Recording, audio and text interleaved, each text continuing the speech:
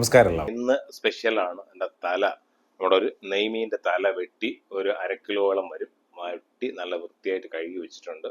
അതിനെ നമുക്ക് ഒരു പറ്റിച്ചെടുക്കാം, പറ്റിച്ച് കിടിലുമായിട്ട് എടുക്കാം. അപ്പോൾ അതിനു വേണ്ടി നമ്മൾ ചേർക്കേണ്ടത് ഒരു 4 കുടംപുളി, ഒരു 5 പച്ചമുളക്, പിന്നെ ഒരു 3 ഇതളല്ല 3 കരിവേപ്പില, ഒരു 5 കൊച്ചുള്ളി.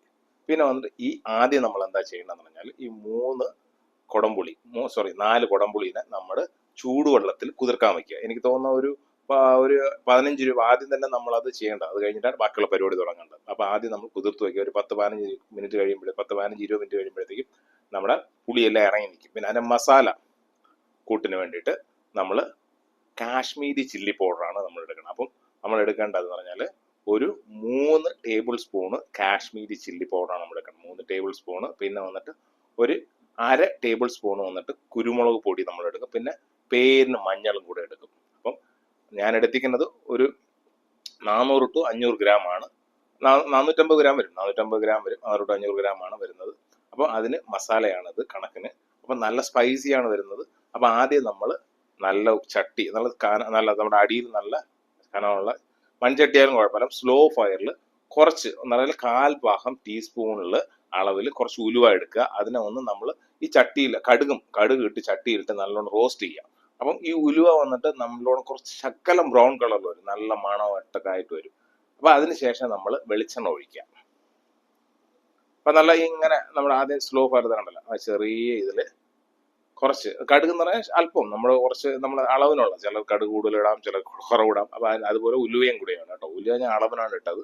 അപ്പം നല്ലോണം റോസ്റ്റ് ചെയ്ത് എനിക്ക് തോന്നുന്നു ഒരു 5 മിനിറ്റോളം സ്ലോ ഫയറിൽ ഇങ്ങനെ റോസ്റ്റ് ചെയ്യുക. ഒരു 5-6 മിനിറ്റോളം റോസ്റ്റ് ചെയ്യുമ്പോഴത്തേക്കും ചേണ്ടല്ലോ ആ ചെറിയ കളർ മാറി വരുമ്പോഴത്തേക്കും നമ്മൾ വെളിച്ചെണ്ണ ഒഴിച്ചു കൊടുക്കുക. എന്നിട്ട് വെളിച്ചെണ്ണ ഇങ്ങനെ ചൂടായി വരുമ്പോഴത്തേക്കും നമ്മൾ ആ 5 കൊച്ചുള്ളി സ്ലൈസ് ചെയ്ത് വെക്കുക, കുഞ്ഞ് സ്ലൈസ് ആയിട്ട് എടുത്ത് വെക്കുക.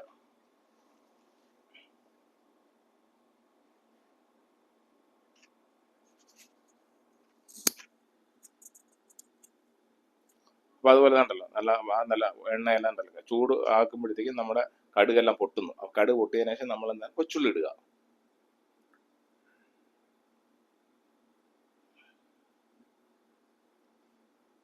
അപ്പം ഈ കൊച്ചുള്ളി ഇടുമ്പോഴത്തേക്കും അതൊന്ന് ബ്രൗൺ കളർ ആവണം. നല്ല ബ്രൗൺ കളറായി വരുമ്പോഴത്തേക്കും നമ്മൾ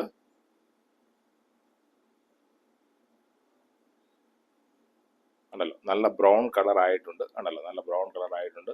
കടുകും ഉലുവയെല്ലാം ഇങ്ങനെ അടിപൊളിയായിട്ട് ഇങ്ങനെ നല്ല പരുവത്തിൽ വന്നിട്ടുണ്ട്. അപ്പോൾ അതിനുശേഷം നമ്മൾ എന്താ ചെയ്യേണ്ടത്, നമ്മൾ മസാല ഉണ്ടല്ലോ, മുളക് പൊടി ശകലം, കുരുമുളക് പൊടി, മഞ്ഞൾപ്പൊടി, അതൊന്ന് ചെറിയ ഫയറിൽ ഒരു പച്ചമണം മാറുന്ന രീതിയിൽ നമ്മളൊന്ന് വറുക്കുക. എല്ലാം സ്പീഡായിട്ടൊന്ന് ഇളക്കുക, അല്ലെങ്കിൽ അടി പിടിക്കുക, നല്ലോണം ഇളക്കുക. അപ്പം ഞാൻ ഇട്ടിരിക്കുന്ന വെളിച്ചെണ്ണയുടെ അളവെന്ന് പറഞ്ഞാൽ എനിക്ക് തോന്നുന്ന ഒരു 100 ml വരും. 100 ml വരും. അപ്പോൾ ആവശ്യമുള്ളവർക്ക് എണ്ണ വേണമെങ്കിൽ കൂട്ടാം. അപ്പോൾ ഞാൻ എടുത്തിരിക്കുന്ന 100 ml ഉള്ളൂ. അപ്പം എണ്ണ കൂടി കഴിഞ്ഞാൽ കുറച്ചുകൂടെ ടേസ്റ്റ് ഇമ്പ്രൂവ്മെന്റ് ചെയ്യാന്നുള്ളൂ, അല്ലാണ്ട് ഹെൽത്തി ആയിട്ടുള്ളതിന് അല്ല. അളവിനുണ്ടെങ്കിൽ എല്ലാം ഓക്കെയാണ്. അപ്പോൾ ഞാൻ എടുത്തിരിക്കുന്നത് 100 ml ആണ്. അപ്പോൾ ആണല്ലോ ഈ പുളി നമ്മൾ അത്രയും 10-20 മിനിറ്റോളായി കൂടാണ്ട് വെള്ളത്തിന്റെ കറുപ്പിന്റെ ഒരു കളർ വരും. അപ്പം ഇങ്ങനെ എടുത്ത് നമ്മൾ ഈ പുളിയുടെ പച്ചമണം എല്ലാം ഇറങ്ങി പിന്നെ ആവശ്യത്തിന് ശകലം വെള്ളവും കൂടെ ഒഴിക്കുക.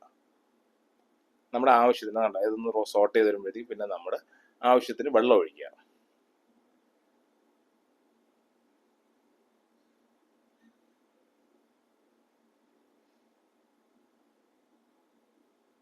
ആവശ്യത്തിന് നമ്മൾ വെള്ളം ഒഴിക്കുക. അപ്പോൾ ഇതിനകത്ത് വെളുത്തുള്ളിയോ ഇഞ്ചിയോ അങ്ങനെ ഒരു സംവിധാനങ്ങളും ചേർക്കുന്നില്ല. അപ്പോൾ കിടിലമായിട്ടുണ്ട്. എന്തായാലും നല്ല ടേസ്റ്റാണ്. ഞാൻ ടേസ്റ്റ് ചെയ്ത് നോക്കിയായിരുന്നു, എന്തായാലും സൂപ്പറായിരുന്നു. അപ്പോൾ എന്തായാലും ട്രൈ ചെയ്യുക. അത് അടിപൊളി ഓപ്ഷനാണ്, സൂപ്പറാണ്. അപ്പോൾ എന്തായാലും നല്ല തിളച്ച് നല്ല നമ്മുടെ പുളിയെല്ലാം ഇറങ്ങി വരുമ്പോഴത്തേക്കും നമ്മൾ കഴുകി വെച്ചിരുന്ന ഫിഷ് നമ്മൾ ഇതിനകത്ത് ഇട്ട് കൊടുക്കുക. പിന്നെ അതിന് മുന്നേ നമ്മൾ ചെയ്യേണ്ടതെന്ന് പറഞ്ഞാൽ ഇതാണല്ലോ പച്ചമുളക് നമ്മൾ 5 പച്ചമുളക് കീറി വെച്ചിട്ടുണ്ട്, അതും ഇടുക. പിന്നെ നമ്മളെ കരിയേപ്പില തണ്ടോടുകൂടി തന്നെ ഇടുക. തണ്ടോട് എന്ന് പറഞ്ഞാൽ നമ്മുടെ സ്റ്റിക്ക് അതിൻ്റെ കൂടെ തന്നെ ഇടുക. പിന്നെ കുറച്ചുകൂടെ വെള്ളം ഒഴിക്കുക. ഈ ഫിഷിൻ്റെ ഒക്കെ തലയെല്ലാം മുങ്ങി കിടക്കണമല്ലോ. അതിനുശേഷം പറ്റി വരും, കുറച്ചുകൂടെ വറ്റിച്ചായിട്ട് ഉള്ള ലെവലിൽ വരും.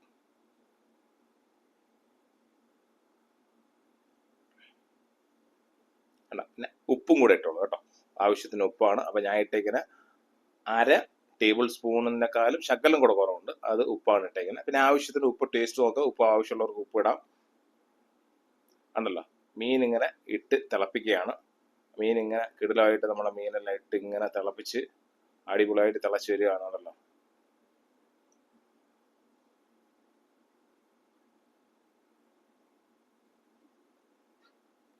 തിളച്ച് വരിക. അപ്പൊ മീൻ ആ ബോണെല്ലാം ഇട്ട് നല്ല വെന്ത് വരുമ്പോഴത്തേക്കും ലാസ്റ്റ് ഉണ്ടല്ലോ ഫൈനൽ സ്റ്റേജ് ആയിട്ടുണ്ട്. അപ്പൊ എന്തായാലും കണ്ടല്ലോ നല്ല അടിപൊളി, നല്ല എന്താ പറയാ ആ കുടംപുളി എല്ലാം കടന്ന് പറ്റിച്ച് നല്ല സൂപ്പറായിട്ട് എന്തായാലും ഒരു 20 മിനിറ്റോളം സ്ലോ ഫയറിൽ ഇങ്ങനെ ലാസ്റ്റ് ഒരു ടേബിൾ സ്പൂണ് ഓളം, 1 ടേബിൾ സ്പൂൺ മതിയാവും, 1 ടേബിൾ സ്പൂണും ശകലം കൂടെ ഒരളവിന് ലാസ്റ്റ് വെളിച്ചെണ്ണ ഫൈനലിൽ നമ്മൾ ഓഫ് ചെയ്ത് വെച്ചിട്ട് ഇങ്ങനെ ഒന്ന് മുകളിൽ ഒഴിച്ചു കൊടുക്കുക. അത്രയും മതി, വേറെ ഒന്നും നമ്മൾ ഇട്ടിട്ടില്ല. വേണമെങ്കിൽ ഒരു അരമണിക്കൂർ കഴിഞ്ഞ് ഒന്ന് കഴിച്ചു നോക്കി കഴിഞ്ഞാൽ ഉപ്പൊക്കെ പിടിച്ച് അടിപൊളിയായിട്ടിരിക്കും. വേണമെങ്കിൽ പിറ്റേ ദിവസവും കഴിക്കാം. അവന് ചീത്തയാവുന്ന സംഭവമല്ല ഇത്. പിറ്റേ ദിവസം കഴിക്കാൻ തേങ്ങാപ്പാലൊന്നും ഉപയോഗിക്കാത്തതുണ്ട്, വലിയ സവോളയൊന്നും കൂടുതൽ ഉപയോഗിക്കാത്തതുണ്ട്. ഇത് സൂപ്പറായിട്ട് ഇന്നോ നാളെയോ മറ്റന്നാളോ ആയിട്ട് വെച്ച് കഴിച്ചു കഴിഞ്ഞാൽ അടിപൊളിയാണ്. ഈ ചട്ടിയിൽ വെച്ച് കഴിഞ്ഞാൽ അത് ഗംഭീരമാണ്. പിറ്റേ ദിവസം രാവിലെ ബ്രേക്ക്ഫാസ്റ്റിനും ദോശയുടെയും പൊറോട്ടയുടെയും കിടിലൻ കറിയാണ്. അപ്പൊ ഇന്ന് കണ്ടല്ലോ, കാണുമ്പോൾ തന്നെ കൊതി വരുന്ന ഒരു സംഭവം തന്നെ. അപ്പം ഈ വീഡിയോയുടെ കുക്കിംഗ് ഇഷ്ടപ്പെട്ടു കഴിഞ്ഞാൽ ഈ ചാനൽ സബ്സ്ക്രൈബ് ചെയ്യുക. ഓക്കെ, അടുത്ത വീഡിയോയിൽ കാണാം. Bye bye.